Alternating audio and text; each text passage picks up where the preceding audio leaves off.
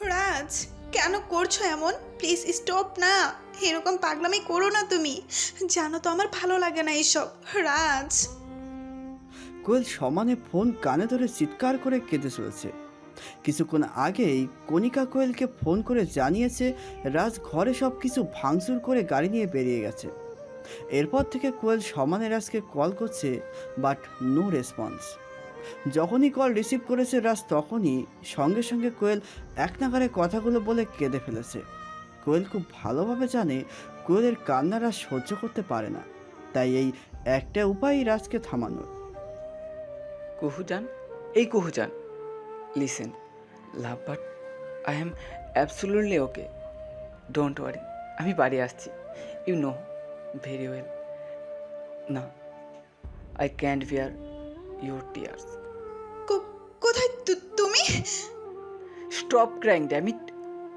আগে তুমি আমার কাছে আসবে, তারপর আমি কান্না থামাবো। তার আগে নয়, এক্ষুনি আসবে তুমি এখানে, এটাই আমার শেষ কথা। আর একদম জোরে গাড়ি চালাবে না। কুহু, আই লাভ ইউ। রাজের কথাটা যেন কোয়েলের বুকে এসে বিঁধল। কোয়েলের চোখে জল থাকা সত্ত্বেও কোয়েলের ঠোঁটে এক চিলতে হাসি ফুটে উঠল। I love you too my king, please come soon. আসছি আমি। রাজ বাঁকা এসে কল কেটে কোয়েলের বাড়ির দিকে গাড়ি ঘোরালো। এদিকে কোয়েল চোখের জল মুছে রাজের অপেক্ষা করতে লাগলো। জেম্মাকে জানাতে হবে রাজ ঠিক আছে, না হলে আবার জেম্মা চিন্তা করবে, সঙ্গে ঠাম্মিও। এই প্রথম হয়তো ঠাম্মি রাজের এমন ভয়ঙ্কর রূপ দেখেছে। কোয়েল জেম্মাকে ফোন করুক, আর আমরা ঘুরে আসি ফ্ল্যাশব্যাক দেখে আসি কেন আমাদের গল্পের হিরো অর্থাৎ কোয়েলের কিং এত রেগে গেছেন। ফ্ল্যাশব্যাক। রাজ কাঁদতে কাঁদতে কণিকার কোলেই ঘুমিয়ে পড়লো বাচ্চাদের মতো করে। সে সময় কণিকার কাঁধে একজন হাত রাখলো। কণিকা পিছন ফিরে দেখলো ওনার শাশুড়ি অর্থাৎ রাজের ঠাম্মি। মা, আপনি? ছেলেটার পাগলামি যে দিন দিন বাড়ছে বৌমা। কি করবে কিছু ভেবেছো? আমি কিছুই বুঝতে পারছি না মা। যদি রাজ বিয়ে না করে তাহলে ওর মাম্মাম নিজেকে শেষ করে দেবে, যা রাজ মেনে নিতে পারবে না। আর যদি রাজ বিয়েটা করে তাহলে ও শেষ হয়ে যাবে। দুদিকেই তো আমার ছেলেরই ক্ষতি মা। কি করব আমি? কোয়েলের জন্য ছেলে দেখতে বলো প্রদীপকে। মা, এসব কি বলছেন আপনি? ঠিকই বলছি আমি বৌমা। রাজ যদি বিয়ে করতে পারে তাহলে কোয়েল কেন পারবে না?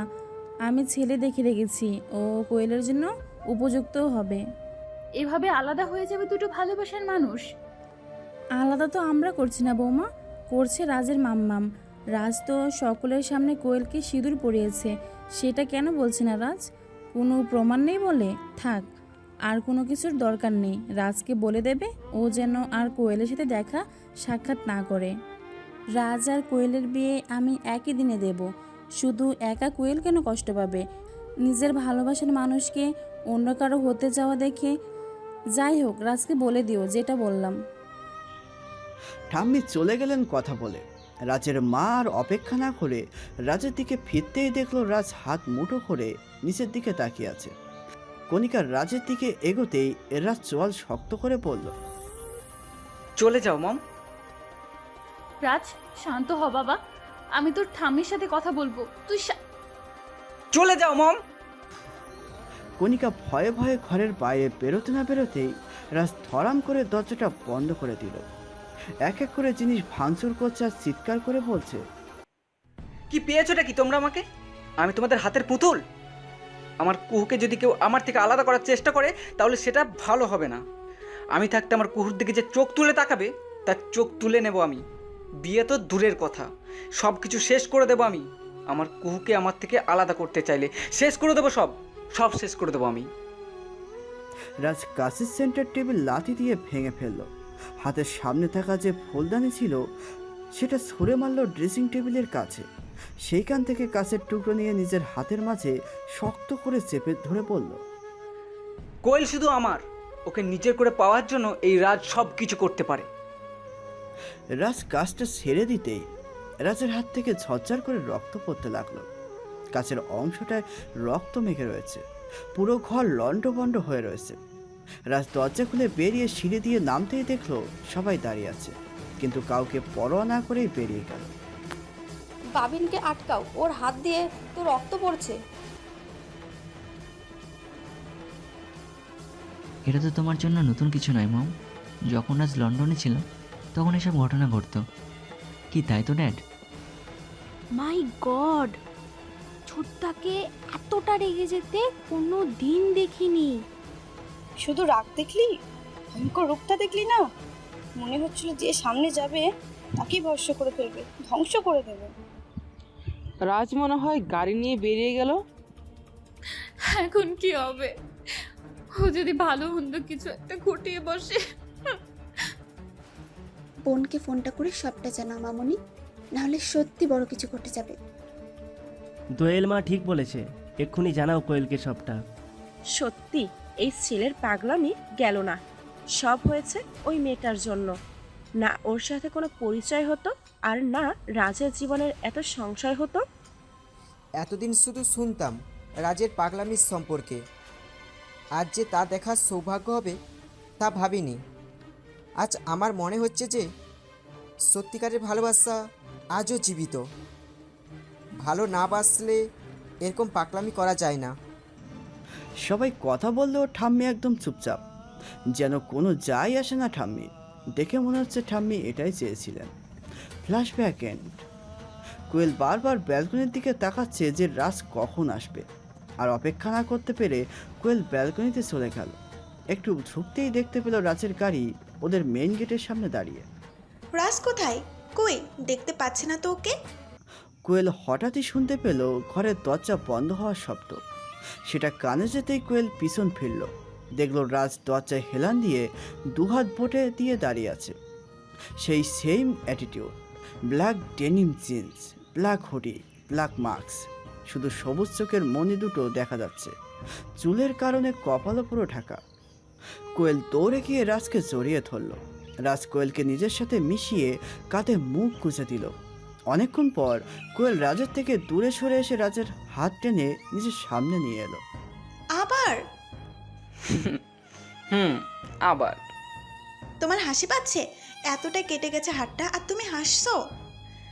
এগুলো আমার অভ্যেসে পরিণত হয়েছে। আমার শরীরের প্রত্যেকটা ক্ষত তখনই সৃষ্টি হয়েছে যখন তুমি আমার কাছ থেকে দূরে সরে গেছো। তুমি আমার কাছে থাকলে এসব কিছুই হবে না কুহুজান। রাজ কোয়েলের মুখটা নিজের কাছে এনে কপালে ঠোঁট ছোঁয়ালো, যার ফলে কোয়েলের চোখ বন্ধ হয়ে গেল। কোয়েল চোখ খুলে রাজের চোখে চোখ মিলাতেই রাজ মুহূর্তের মধ্যেই কোয়েলের ঠোঁট জোড়া দখল করে নিল। রাজ কোয়েলের ঠোঁট ছেড়ে দিল। কোয়েল রাজের গলায় মুখ গুঁজে দিয়ে বলল, তুমি বাবা মার সামনে দিয়ে এলে রাজ? অবভিয়াসলি, আমি আমার বউর কাছে আসবো তাতে কারোর পারমিশন লাগবে নাকি? রাজ কারোর পারমিশনের ধার ধারে না। কিন্তু হেলাপার, তুমি শুধু আমার, ওকে? আমার বিয়ে করার হলে সেটা তোমাকেই করব, আর তুমি শুধুমাত্র আমাকেই বিয়ে করবে। অন্য কেউ যদি আমাদের মাঝে ইন্টারফেয়ার করে তাহলে সেটা তোমায় ভাবতে হবে না, ওকে? তুমি শুধু একটা কথা মাথায় রাখবে যে তোমার হৃদয়ে, মস্তিষ্কে, সারা শরীর জুড়ে শুধু এই রাজের রাজ চলবে, because you are my queen. Get that কুহুজান?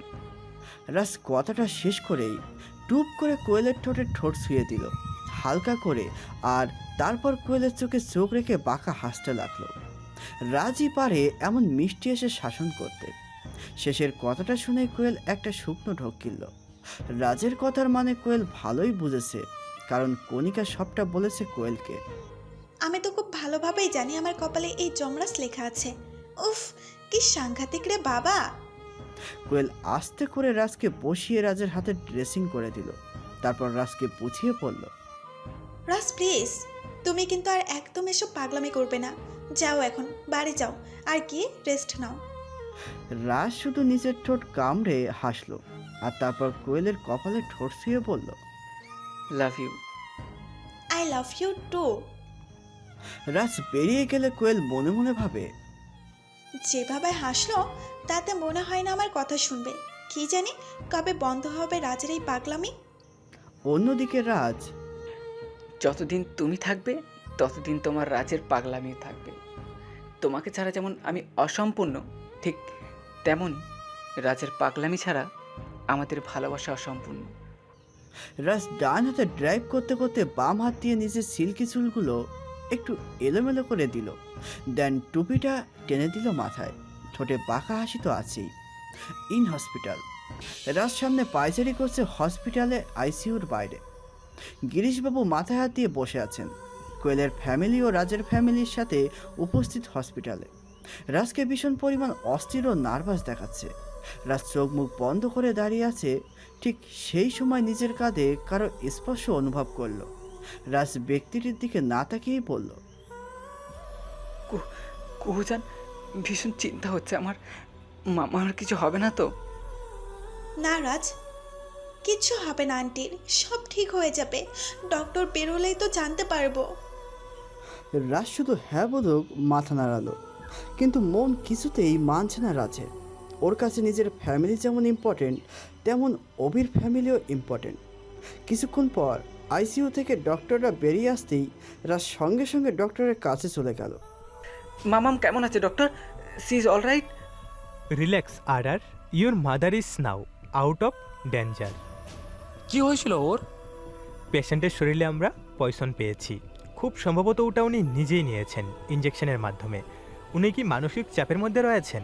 কারণ মানসিক চাপ না থাকলে কেউ সুইসাইড অ্যাটেম্প্ট করতে চায় না। আমরা দেখা করতে পারি? হ্যাঁ, কিছুক্ষণ পর ওনাকে কেবিনে দেওয়া হবে। আর একটা কথা, ওনাকে একদম ট্রেস দেবেন না, না হলে মেবি আবারও এমন কিছু করে বসতে পারেন। আর যদি সঠিক সময় ওই অ্যান্টিবায়োটিকটা না দেওয়া হতো আর তার মুহূর্তেই ওনাকে হসপিটালে অ্যাডমিট না করাতেন, তাহলে ওনাকে বাঁচানো যেত না। Take care of her. Doctor চলে যেতেই রাজ এক নজর কোয়েলের দিকে তাকালো। কোয়েল মাথা নিচু করে আছে। অভি গিয়ে রাজের কাঁধে হাত রেখে বলল, মেবি আর কিচ্ছু করার নেই। মাম সব রাস্তা বন্ধ করে দিল ভাই। চিন্তা করিস না, আমার জন্য তোর ফ্যামিলির কোনো ক্ষতি হবে না। আমার ফ্যামিলি রাজ? হ্যাঁ, আজ তো মামাম বুঝিয়ে দিল সেটা আমায়। আমি ওনার কেউ না। আমার কথা তো উনি ভাবেন না, তাই তো এত বড় রিস্কটা উনি নিতে পারলেন। ভুল কিছু বলিসনি। আজ মামের কাছে তোর ভালো থাকার চাইতে বেশি নিজের জেদটা বড় হয়ে গেছে। তাই তো কালকে তোর কথাগুলো শোনার পর এরকম একটা কাজ করলো। আমার হয়তো আর কোনোদিন ভালো থাকা হবে না। ভালো থাকার কারণটাই তো হারিয়ে ফেলতে বসেছি আমি। রাত চলে গেল অন্যদিকে। কোয়েল চুপচাপ বসে আছে। কাল মনে যে আশাটা জেগেছিল তা আজ নিমেষে ধুলোয় মিশে গেল। কালকের রাতে রাজের কথাগুলো শুনে সত্যি মনে হয়েছিল রাজ হয়তো শুধুমাত্র কোয়েলে, কিন্তু না, নিয়তি হয়তো অন্য কিছু চায়, অন্য কোনো পরিণতি ভেবে রেখেছে ওদের জন্য। ফ্ল্যাশব্যাক। সকালবেলা কোয়েল তৈরি হচ্ছে রাজের বাড়ি যাওয়ার জন্য। স্বর্ণালী দেবীর সাথে কথা বলতে হবে কোয়েলকে। এভাবে চলতে থাকলে যে শেষে রাজেরই ক্ষতি তা জানাতে হবে কোয়েলকে। স্বর্ণালী দেবীর সাথে কথা বলার উদ্দেশ্যে কোয়েল রওনা দিল রাজের বাড়ির দিকে। দি, জেম্মা। কোয়েল, তুই?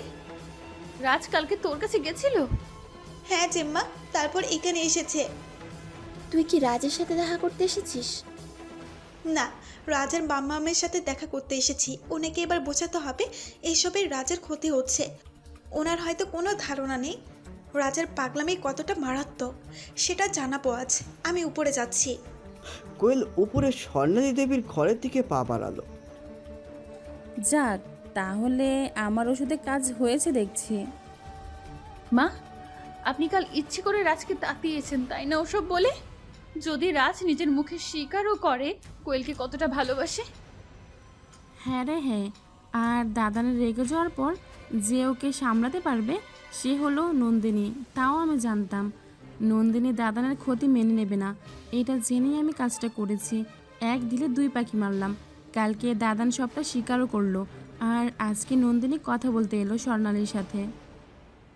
ওয়াও ঠাম্মি, তুই গ্রেট হো।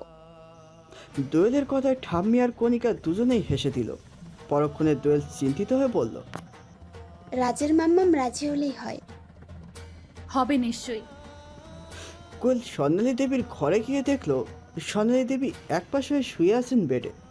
কোয়েলের একটু অবাক লাগলো, কারণ এখন সকাল 10টা বাজে। এই সময় স্বর্ণালী দেবী ঘুমাবেন? কথাটা ভেবে কোয়েলের খটকা লাগলো। কোয়েল আস্তে করে বেডের অপর পাশে গেল যেদিকে স্বর্ণালী দেবী ঘুরে আছেন। সেদিকে গিয়ে কোয়েলের চোখ বড় বড় হয়ে গেল, কারণ স্বর্ণালী দেবীর এক হাত বেড থেকে পড়ে ঝুলছে, যাতে একটা ইঞ্জেকশন আছে। কোয়েল সঙ্গে সঙ্গে স্বর্ণালী দেবীকে সোজাসুজি শুয়ে দিয়ে ইঞ্জেকশনটা হাতে নিয়ে দেখলো এটাতে তো পয়সন ছিল। তাহলে কি আন্টি? না, আমাকে সবাইকে ডাকতে হবে এক্ষুনি।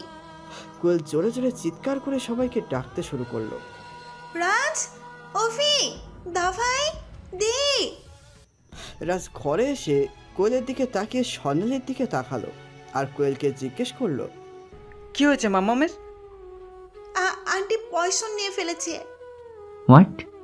হ্যাঁ, এর একটা অ্যান্টিডোজ হয়, কিন্তু সেটা ওই তো। কোয়েল দেখলো বেডের পাশে থাকা নাইটি ল্যাম্পের টেবিলের উপর আরেকটা ইঞ্জেকশন রাখা। সঙ্গে সঙ্গে ওটা হাতে নিয়ে স্নিগ্ধাকে কল করলো কোয়েল। স্নিগ্ধা, তুই কোথায়? আমি তো বাড়িতে নেই, কাজে এসেছি। কেন, কোনো প্রবলেম? আমি তোকে একটা ইনজেকশনের নাম বলছি, তুই বল ওটার অ্যান্টিডোজ কি? এসবে তো তুই এক্সপার্ট, তুই তো সাইকোলজি নিয়েই পড়ছিস আমার মতো। তুই আমাকে সিওরিটি দে আগে। আচ্ছা বল। কোয়েল পয়জনটার নাম দেখে স্নিগ্ধাকে বলল, দেন অ্যান্টিডোটের নামটাও বলল। হ্যাঁ, এটাই অ্যান্টিডোট ওই পয়জনের। কিন্তু কেন জিজ্ঞেস করলি এসব? কার কি হয়েছে? স্বর্ণালী আন্টি পয়সন নিয়েছে ইনজেকশনের মাধ্যমে। তুই তাড়াতাড়ি হসপিটালে পৌঁছা। কোয়েল ফোন রাখতেই দেখলো সবাই এসে পড়েছে। কোয়েল গিয়ে সঙ্গে সঙ্গে অ্যান্টিডোটটা পুশ করে দিল স্বর্ণালী দেবীর শরীরে, তারপর বলল, ইমিডিয়েটলি অ্যাম্বুলেন্সে কল করো। এরপর অ্যাম্বুলেন্স এসে গেলে স্বর্ণালী দেবীকে হসপিটালে নিয়ে আসা হয়। ফ্ল্যাশব্যাক। স্বর্ণালী দেবীকে কেবিনে শিফট করার পরে সবাই গেল ওনার সাথে দেখা করতে। রাজ স্বর্ণালী দেবীর হাত ধরে বসে আছে ঠিকই, কিন্তু নজর কোয়েলের দিকে। স্বর্ণালী দেবীর চোখ খুলে সবাইকে দেখলো একবার। বাবিন, একদম কথা বলবে না তুমি আমার সাথে। কেউ হয় না আমি তোমার। এরম কেন মনে হলো তোর? আমাকে আপন মনে করলে এই কাজটা করার আগে তুমি আমার কথা ভাবতে। তুমি তো ভাবোনি, তাহলে এখন কেন সবার আগে আমার খোঁজ করছো তুমি? এমন কেন করলে মম? আমরা কি তোমার কেউ নয়? তোমার কাছে কি সবার আগে তোমার যে... অভি কথাটা বলতে গিয়েও থেমে গেল, কারণ স্নিগ্ধা শক্ত করে অভির হাতটা চেপে ধরেছিল যাতে ও কথাটা এখন না বলে। অভি স্নিগ্ধার দিকে তাকিয়ে একটা ছোট্ট নিঃশ্বাস ফেলে বেরিয়ে গেল কেবিন থেকে। স্নিগ্ধাও পিছু পিছু গেল অভির। স্বর্ণালী দেবীর সাথে এক এক করে রাজের ফ্যামিলি আর কোয়েলের ফ্যামিলি দেখা করে বেরিয়ে গেল। কোয়েল কিছু বলেনি, এক কোনায় চুপচাপ দাঁড়িয়ে আছে। স্বর্ণালী দেবী রাজের দিকে তাকিয়ে একবার কোয়েলের দিকে তাকালেন। কাকতালীয়ভাবে ঠিক সেই সময় কোয়েল মাথা তুলে তাকালো আর স্বর্ণালী দেবীর সাথে চোখে চোখ পড়ে গেল। তৎক্ষণাৎ স্বর্ণালী দেবী চোখ নামিয়ে মুখ ফিরিয়ে নিল। কোয়েল সেই মুহূর্তেই বেরিয়ে গেল কেবিন থেকে, ইভেন হসপিটাল থেকেও। কোয়েলের দিকে রাজ অপলকভাবে তাকিয়ে থাকতে থাকতে চোখের কোণ বেয়ে জল গড়িয়ে পড়ল যখন কোয়েল কেবিন থেকে বেরিয়ে গেল। নিজের প্রাণ পাখি ধীরে ধীরে দূরে সরে যাচ্ছে ওর থেকে। এইটা মনে করলেই দম বন্ধ অনুভূতি আসছে রাজের।